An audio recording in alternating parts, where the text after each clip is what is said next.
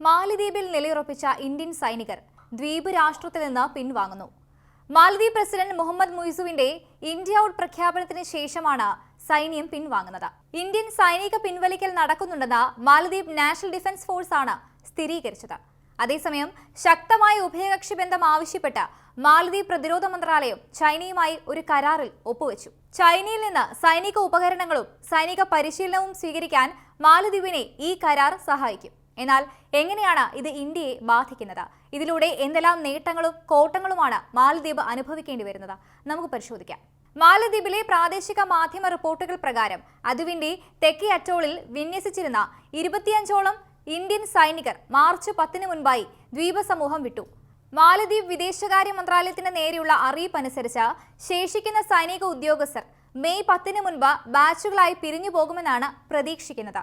ഈ വർഷം ജനുവരിയിൽ പ്രസിഡന്റ് മുയിസുവിന്റെ സംസ്ഥാന സന്ദർശന വേളയിൽ സമ്മതിച്ചതുപോലെ ചൈനയുമായുള്ള തന്ത്രപരമായ ബന്ധം ശക്തിപ്പെടുത്താൻ മാലദ്വീപ് ശ്രമിക്കുന്നതിന് ഇടയിലാണ് ഈ നീക്കം.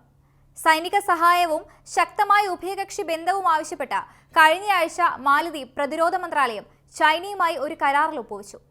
ചൈനയിൽ നിന്ന് മാരകമല്ലാത്ത സൈനിക ഉപകരണങ്ങളും സൈനിക പരിശീലനവും സ്വീകരിക്കാനാണ് മാലദ്വീപ് ഈ കരാറിന് ഒപ്പുവെച്ചത്. ഉടൻ തന്നെ ഒരു പൊതു റാലിയിൽ മുയിസു പറഞ്ഞു, ഇത് മാലദ്വീപിന്റെ സ്വാതന്ത്ര്യവും സ്വയംഭരണവും ശക്തിപ്പെടുത്തും. അതിനിടെ പരമാധികാരം സംരക്ഷിക്കുന്നതിനും തുല്യതയുടെ അടിസ്ഥാനത്തിൽ മറ്റ് രാജ്യങ്ങളുമായി പ്രവർത്തിക്കുന്നതിനും ചൈന മാലദ്വീപിനെ പിന്തുണയ്ക്കുന്നുവെന്ന് ചൈനീസ് വിദേശകാര്യ മന്ത്രാലയ വക്താവ് മാലദ്വീപിൽ നിന്നുള്ള ആദ്യ ബാച്ച് ഇന്ത്യൻ സൈനികരെ പിൻവലിച്ചതിനെക്കുറിച്ച് അഭിപ്രായപ്പെട്ടു. ചൈനയുമായുള്ള പ്രതിരോധ സഹകരണം വർദ്ധിച്ചതിന് പുറമെ മാലദ്വീപ് അതിന്റെ എക്സിക്യൂട്ടീവ് എക്കണോമിക് സോണിൽ പെട്രോളിംഗിനായി തുർക്കിയിൽ നിന്ന് നിരീക്ഷണ ഡ്രോണുകളും സ്വന്തമാക്കിയതായി പ്രാദേശിക മാധ്യമങ്ങൾ റിപ്പോർട്ട് ചെയ്യുന്നു. എന്താണ് ഇന്ത്യ മാലദ്വീപ് പ്രശ്നം? 2024 മാർച്ച് 15-നകം സൈനിക ഉദ്യോഗസ്ഥരെ ദ്വീപ് രാഷ്ട്രത്തിൽ നിന്ന് നീക്കം ചെയ്യണമെന്ന് മാലദ്വീപ് പ്രസിഡന്റ് മുഹമ്മദ് മുയിസു ന്യൂഡൽഹിയോട് ഔപചാരികമായി അഭ്യർത്ഥിച്ചതിന് ശേഷം ഇന്ത്യയും മാലദ്വീപും തമ്മിലുള്ള ബന്ധം താറുമാറായി. ഇന്ത്യയുടെ പ്രാദേശിക എതിരാളികളായ ചൈനയിൽ നിന്ന് മടങ്ങിയെത്തിയ മുയിസു ഇന്ത്യയെ വിമർശിച്ചുകൊണ്ട് അഭിപ്രായ പ്രകടനം നടത്തി. ദ്വീപിൽ ഇന്ത്യയുടെ സ്വാധീനം കുറയ്ക്കുന്നതിനുള്ള പ്രചാരണത്തിന്റെ ഭാഗമായി സെപ്റ്റംബറിൽ മുയിസു അധികാരത്തിൽ വന്നതു മുതൽ ഇന്ത്യയും മാലദ്വീപും തമ്മിലുള്ള സംഘർഷം വർദ്ധിച്ചുകൊണ്ടിരിക്കുകയാണ്.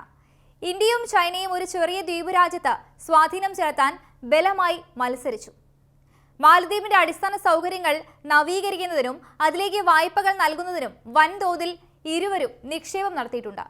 മാലദ്വീപിൽ ഇന്ത്യ റഡാറുകൾ, ഹെലികോപ്റ്ററുകൾ, വിമാനങ്ങൾ എന്നിവ പ്രവർത്തിപ്പിക്കുകയും പരിപാലിക്കുകയും ചെയ്യുന്നുണ്ട്.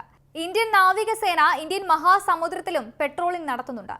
നിലവിൽ 70ഓളം ഇന്ത്യൻ സൈനികരാണ് മാലദ്വീപിലുള്ളത്.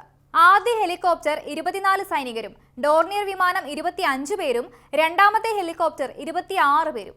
അറ്റകുറ്റപ്പണികളും എഞ്ചിനീയറിംഗ് കൈകാര്യം ചെയ്യുന്നത് 24 സൈനികരുമാണ്. ഇന്ത്യൻ സൈന്യത്തിന്റെ അറിയപ്പെടുന്ന പ്രവർത്തനങ്ങളിൽ ഇന്ത്യ സംഭാവന ചെയ്ത 2 വിമാനങ്ങൾ പ്രവർത്തിപ്പിക്കുന്നതും കടലിൽ ഒറ്റപ്പെട്ടതോ ദുരന്തങ്ങൾ നേരിടുന്നതോ ആയ ആളുകളെ രക്ഷിക്കുന്നതിൽ ഉൾപ്പെടുന്നു. എന്നാൽ 2023 തന്റെ തെരഞ്ഞെടുപ്പ് പ്രചാരണ വേളയിൽ ഇന്ത്യൻ സേനയെ തുരത്തുമെന്ന് മുയിസു പ്രതിജ്ഞയെടുത്തു. പ്രസിഡന്റായി തിരഞ്ഞെടുക്കപ്പെട്ടതോടെ അദ്ദേഹത്തിന്റെ ഇന്ത്യ വിരുദ്ധ വികാരം കൂടുതൽ പ്രകടമായി.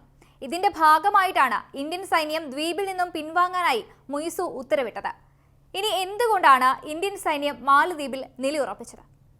ഇന്ത്യയുടെ നെയ്ബർഹുഡ് ഫസ്റ്റ് പോളിസിയുടെ ഏറ്റവും വലിയ ഗുണഭോക്താക്കളിൽ ഒന്നാണ് മാലദ്വീപ്. ഇന്ത്യൻ മഹാസമുദ്ര മേഖലയിലെ ഇന്ത്യയുടെ പ്രധാന സമുദ്ര അയൽ രാജ്യമാണ് മാലദ്വീപ്. നരേന്ദ്രമോദിയുടെ നേതൃത്വത്തിലുള്ള കേന്ദ്ര ഗവൺമെന്റിന്റെ സാഗർ തുടങ്ങിയ സംരംഭങ്ങളിൽ ഒരു പ്രത്യേക സ്ഥാനം ദ്വീപ് വഹിക്കുന്നുണ്ട്. ലക്ഷദ്വീപിലെ മിനിക്കോയ് ദ്വീപിൽ നിന്ന് കഷ്ടിച്ച 70 നോട്ടിക്കൽ മൈലും പ്രധാന ഭൂപ്രദേശത്തിന്റെ പടിഞ്ഞാറൻ തീരത്ത് നിന്ന് 300 നോട്ടിക്കൽ മൈലും മാത്രം അകലെയുള്ള മാലദ്വീപ് ഇന്ത്യയുമായുള്ള സാമീപ്യവും ഇന്ത്യൻ മഹാസമുദ്രത്തിലൂടെ കടന്നുപോകുന്ന വാണിജ്യ കടൽപാതകളുടെ കേന്ദ്രമായ അതിന്റെ സ്ഥാനവും തന്ത്രപ്രധാനമായ പ്രാധാന്യം നൽകുന്നുണ്ട്. ഇന്ത്യ സൈന്യത്തെ പിൻവലിച്ചില്ല എങ്കിൽ അത് മാലദ്വീപ് ജനതയുടെ ജനാധിപത്യ ഇച്ഛയെ അവഗണിക്കുന്നതിനും ജനാധിപത്യത്തിന്റെ ഭാവി അപകടത്തിലാക്കുന്നതിനും തുല്യമാകുമെന്ന് പ്രസിഡന്റ് മുയിസു പറഞ്ഞു. കഴിഞ്ഞ വർഷം മാലദ്വീപിലേക്ക് ഏറ്റവും കൂടുതൽ വിനോദസഞ്ചാരികളെ അയച്ചത് 11% വിഹിതത്തോടെയാണ്. എന്നാൽ പാൻഡമിക്കിന് മുൻപ് ചൈനയാണ് ഏറ്റവും കൂടുതൽ അയച്ചിരുന്നതെന്നും ആ എണ്ണം ഇരട്ടിയാക്കാനുള്ള നടപടികൾ സ്വീകരിക്കുമെന്നും മുയിസു ഇതിലൂടെ വ്യക്തമാക്കുന്നു. ചുരുക്കത്തിൽ പറഞ്ഞാൽ ഇന്ത്യയുമായുള്ള നയതന്ത്ര ബന്ധം അവസാനിപ്പിച്ച് ചൈനയെ സ്ഥാപിക്കാനാണ് മാലദ്വീപ് ശ്രമിക്കുന്നത്.